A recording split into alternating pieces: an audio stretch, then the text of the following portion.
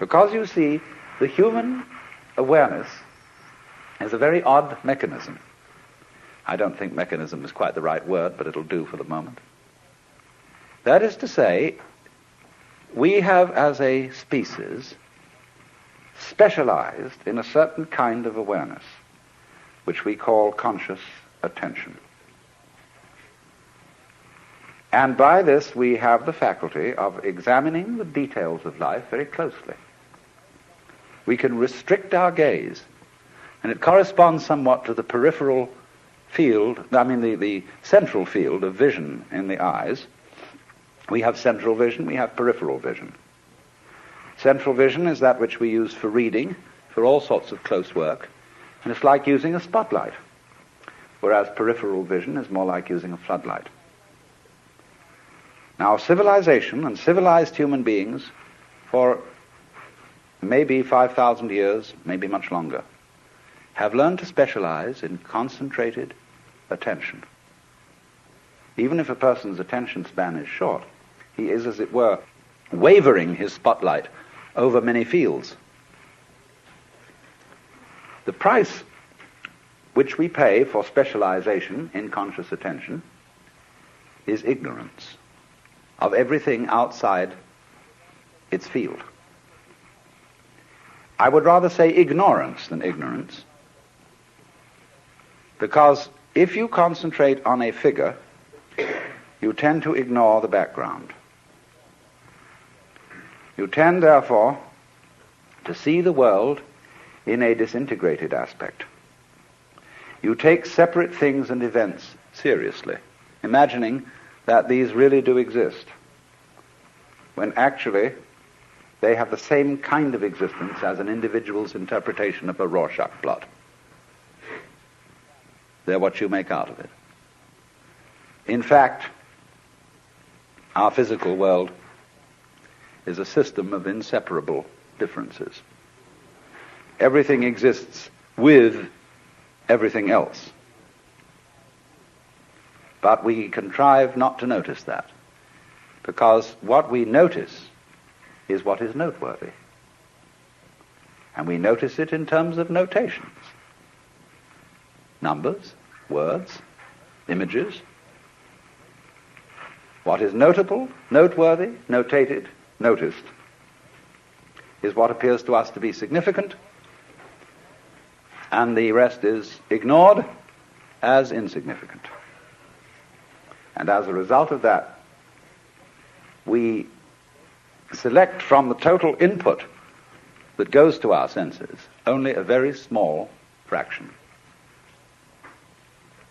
And this causes us to believe that we are separate beings, isolated by the boundary of the epidermis from the rest of the world. And you see, this is also the mechanism involved in not noticing that black and white go together. Not noticing that every inside has an outside, and that the inside, what's inside, goes on inside your skin, is inseparable from what goes on outside your skin. If we say, you must survive, or I must survive, life is earnest, and I've got to go on, then your life is a drag and not a game. Now, it's my contention, my personal opinion, this is my basic metaphysical axiom, shall we put it that way, that existence, the physical universe, is basically playful. But it is best understood by analogy with music. Because music, as an art form, is essentially playful. We say you play the piano. You don't work the piano. Why? Music differs from, say, travel. When you travel, you are trying to get somewhere. And of course, we, because being a very compulsive and purposive culture, are busy getting everywhere faster and faster and faster till we eliminate the distance between places. I mean, with the modern jet travel, you can arrive almost instantaneously. And what happens as a result of that is that the two ends of your journey become the same place. So you eliminate the distance, and you eliminate the journey. Because the fun of the journey is to travel, not to obliterate traveling. So then, in music, though, one doesn't make the end of a composition the point of the composition. If that were so, the best conductors would be those who played fastest. And there would be composers who wrote only finales. People go to a concert just to hear one crashing chord, because that's the end. Same way in dancing. You don't aim at a particular spot in the room. That's where you should arrive. The whole point of the dancing is the dance. Now, but we don't see that as something brought by our education into our everyday conduct. And so, in this way, the human being sometimes becomes an organism for self-frustration. Let's take Korzybski called man a time binder.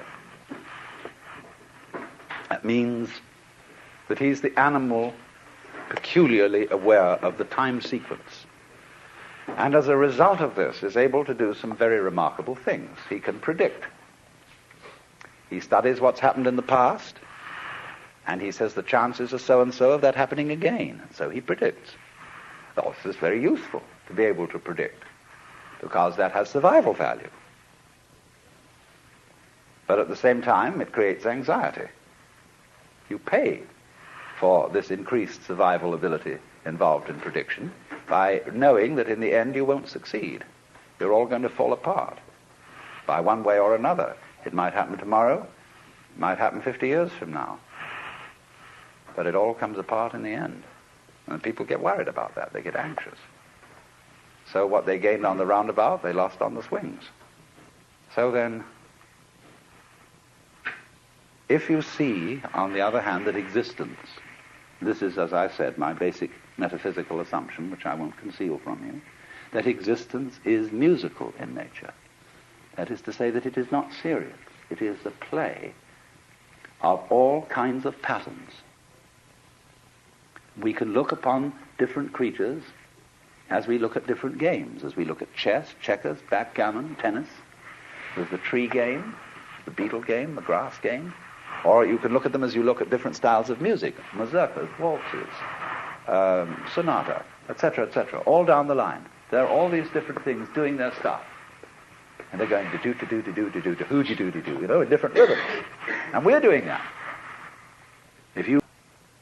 And when people, when you think a bit what people really want to do with their time, what do they do when they're not being pushed around and somebody's telling them what to do? They like to go, they like to make rhythms. They listen to music, they dance, or they sing, or they do something of a rhythmic nature, playing cards, or bowling, or raising their elbows. Everybody wants to spend their time swinging. And that's the nature of this whole thing we're in, you see. It likes to swing. That's why it does it.